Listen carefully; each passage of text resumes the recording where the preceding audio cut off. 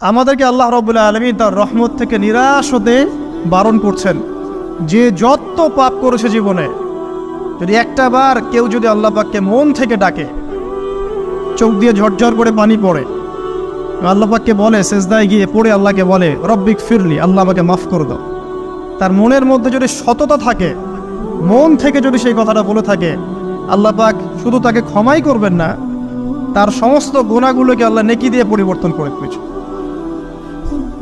একটা হাদিস পড়ছিলাম, নবী করিম সাল্লাল্লাহু আলাইহি ওয়াসাল্লাম তিনি বলছেন যে লাম্মা কাদাল্লাহুল খালক, যখন আল্লাহ রাব্বুল আলামিন এই মহাবিশ্ব সৃষ্টি করেন, তখন আল্লাহ রাব্বুল আলামিন কাতাবা কিতাবান, একটা কিতাব লিখেছেন, একটা কিতাব আছে আল্লাহর কাছে।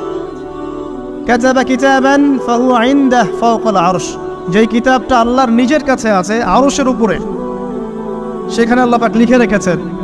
কি লিখেছেন?